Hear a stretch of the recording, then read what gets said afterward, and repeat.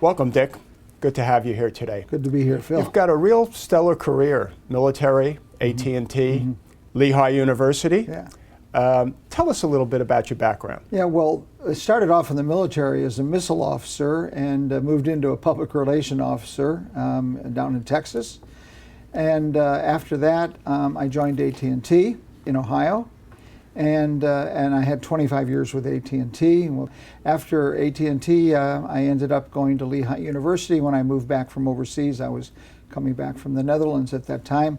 And so then I went to Lehigh University and the Iacocca Institute, and I've been there for 19 years. So this is 49 years for me. At Lehigh University, I think one of the areas that you've really focused on in the last, 19 years or so is Global Village. Right. At the Iacocca Institute. Right. Tell us a little bit about it. What is it? The Global Village is actually a summer program. It's a 5-week intensive summer program. And it's designed for people who are interested in leadership development and also international business skills, and also for entrepreneurship would be the main areas. How did it get started? Well, it's an interesting story. It actually starts with someone that's very famous to a lot of people, and that's Lee Iacocca. Lee was a 1945 graduate of Lehigh University, and so he's been always very supportive of the university. And he had this idea, and he was concerned about the fact that young business people that he saw and were interfacing were really not very adept at dealing with people in business in different cultures. That was his first concern. How many students do you usually have participating? Yeah, well, when it started, it was only 50 students, and they were all students. There was nobody in the room under 21 years of age, right? And they were mostly men. And that's where it started. But now, if we fast forward to here we are now, it's quite different. We normally have 100 interns, and they come from 40 to 50 countries. And they're really not so many students anymore. A third of them have their own businesses, family businesses. A third of them will be graduate students and IT professionals and lawyers. And then there will still be a group of students, but they're older. When Lee Iacocca started this, and Yeah. he saw that students and young managers weren't, as you said, adept at really dealing internationally. Yeah. Now you've got people in the program who are in business as well as students. Yeah. Has your vision changed in terms of preparing managers for the C-suite, and why is that important for you? I think everybody would agree all business is global. And it's one thing to be a professional and understand business professional issues, but they're all different in different cultures. You have different ethical systems, you have different political systems, and just the personal relationships with people in different cultures is quite different. And that's why we have 50 countries there and have all these people on teams, so that they can understand when they do get to that C-suite position, that they understand how difficult it is to work with people in different cultures. With your international experience at AT&T, what do you think makes a good leader? If I go back, when you mentioned the international experience, I had the opportunity to live in 7 countries, and had an opportunity primarily to set up sales forces in different countries, and also to negotiate joint ventures. So I was usually dealing with business leaders or government leaders, right? So then I sat back when you asked me that question about what makes a good leader, and the first thing that I picked was character. And it seemed to me that in all those years that I've been working, that if you're not who you say you are, and you really don't have a good character in yourself, people will see it and they will not follow you. So you have to be who you say you are. And that was the first kind of skill set. The other one was communication. Of course, this is difficult in all these different cultures that I worked in and I lived in. Communication is an absolutely important factor of a leader. If you can't communicate well, then you're going to be in real trouble. And the third one was I stole it from Lee Iacocca, because the last time I was with him, he believes that a leader has to have common sense. And that there's a great deal of book learning and education that goes on, but you have to be able to see a problem in a certain way, and that was his issue of common sense. In your years at AT&T, I'm sure there were times that things didn't go always well, and there were crises that you had to deal with. How do you deal with a crisis situation? Yeah, well, the leadership had changed over completely, and they were bringing all these countries together in Europe.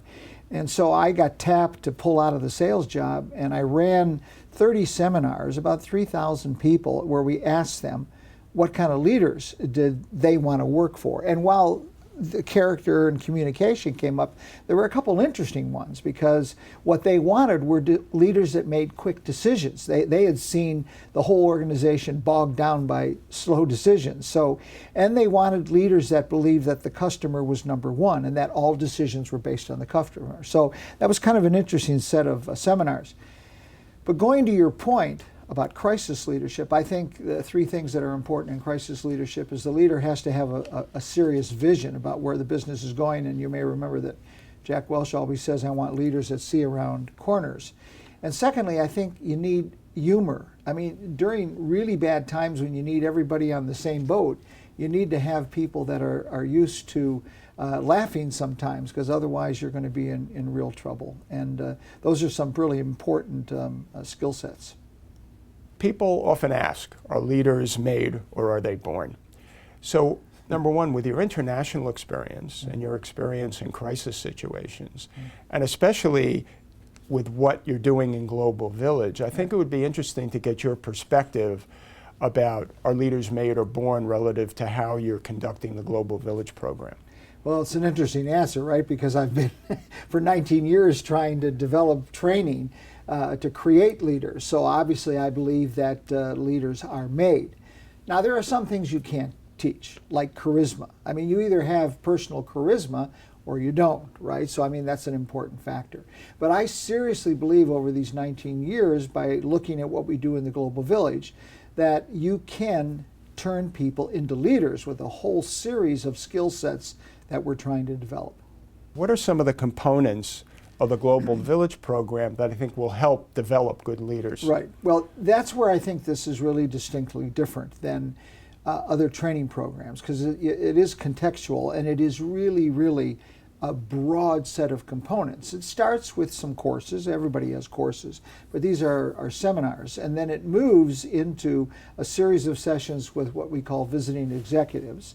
And then it moves from those visiting executives into what we call country panels, where all 50 countries have to present how they're doing business in their country, right? And then it moves to visits that we're doing out in the business community. And then we do social projects. And then it finishes up with a big component of the village, which are the consulting projects. And all of that is put together into this curriculum for 5 weeks. The component in the Global Village program being international projects Yeah. that the attendees work on. So why is that so important? Well, it's really taken a kind of a journey over the history of the Global Village. When it started, there were no projects.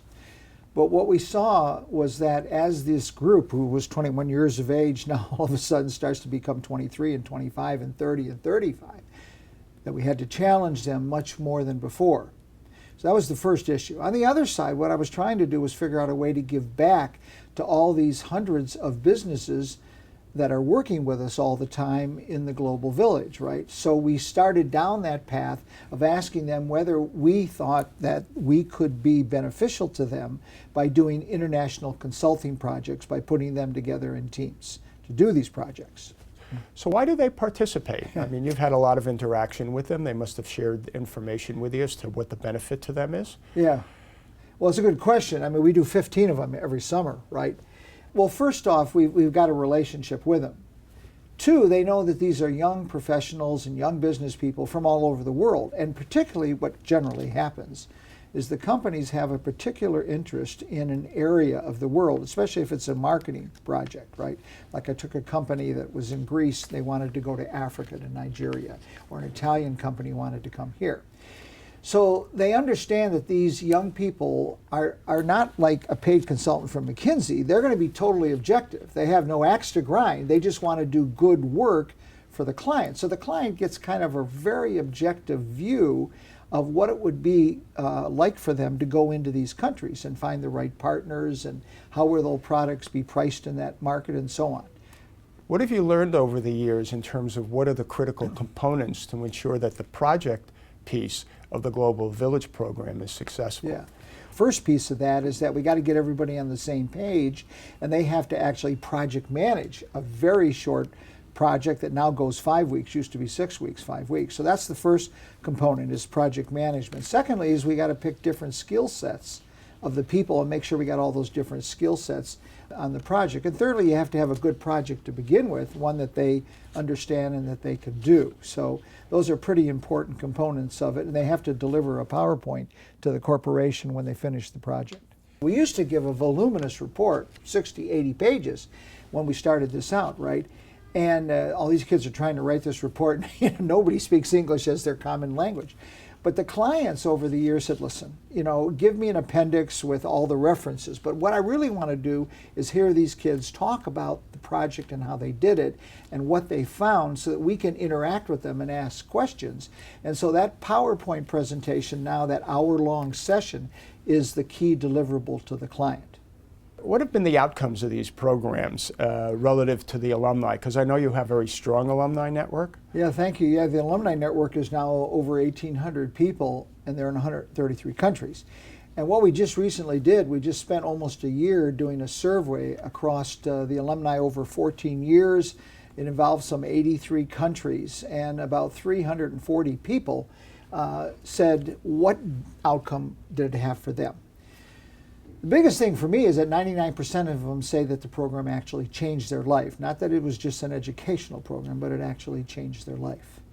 And when we got deeper into asking what they're doing with that kind of learning, it's interesting because around 20-some% entered the place in business or thinking they were going into business. And now when we surveyed them now across 14 years, we've got 65% of them that are in business or professional companies, accountants, IT, lawyers. And so they've really entered business in a big way. The other thing that's happened is their salaries have gone up exponentially. And more importantly, even than that, they've traveled to more countries than ever before. And a lot of them have moved their business or combined their business with other countries.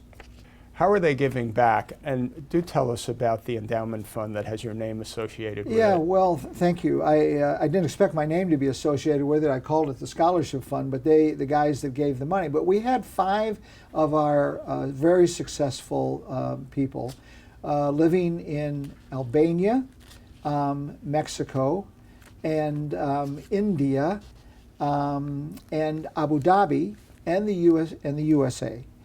5 guys put enough money together to actually start the fund in the Lehigh Endowment Fund. It's called the Richard M. Brandt Global Village Scholarship Fund, and it's now opened up to the whole network, so anybody can make a gift of $10 or $1,000, and all the money is going for scholarships for people that can't afford to come to the program. And so you can imagine Lehigh's surprised to have a short-term 5-week summer program where people are actually giving back to the Lehigh Endowment Fund. Events have changed over the years. The program has changed over the years. Yeah. World events are changing dramatically. What do you see as the future of Global Village, and how do you see it changing? Well, obviously, when 9/11 happened, we had a great deal of issues because it was hard getting people into the program, getting people in for their visas, right? So that's always an issue as world events go ahead. But the big changes for us is that we haven't really changed the components, but what we've had to change is the emphasis. As an example, kids are not as interested these days, I say kids, but they're in their 30s, of sitting in classes. They like short-term seminars, but they much rather would meet like people like you. They'd much rather be talking to executives in big groups, going to the panels, going out to companies, and doing real work, like on the projects. So projects are now 40% of the program. When I started it, it was just another element. It was 15% of their time. Now it's 40%. So we constantly keep surveying them, trying to figure out how do we change it to meet their needs. And we constantly have to refurbish the executives we're bringing in from all over the world because some areas of the world are becoming more important these days. Global Village, as you've described it, is really, really complex. There's lots of moving parts. And leading that kind of organization really has got to be challenging and requires a certain leadership style. What's your leadership style? I picked 3. 1, extremely collaborative. Why? Because I bring people in from all over the world. 20-some people arrive here to work with me for the summer, plus my own staff. So by nature, it has to be one very collaborative. We've got to be very collaborative, and there's really not a lot of hierarchical lines separating people in the organization, whether they're management or non-management. So collaborative is, because that's what we're teaching also, collaborating on teams. So that's kind of the first one. The second one is really open communication. If you talk to my people, you'll find out that there isn't anything that I know that they don't know. So with that many moving parts and all these different cultures, we have to be very, very open in running an organization like that. So as things are going on, if we've had some issues, and you can imagine over almost 20 years, all these different cultures, we've had some cultural issues that had to be addressed with the whole group. And we did it as an open group, very open communication, absolutely critical. And the third one is flexibility, because one of the issues is when we're running this program, it's 24/7 for 5 weeks, right? And people are on call, and we're working Fridays, Saturdays, and Sundays, which is a problem during the summer for some people. In all the years I've had people come to work for me, some people are not willing to give up their summer like that. So you have to have a great deal of flexibility, especially even in the out months when we're not running the program. I've got all these people with families. If I wasn't flexible to give them time off for all the time that they're working or time with their children, if I had a very rigid schedule, I'd lose them.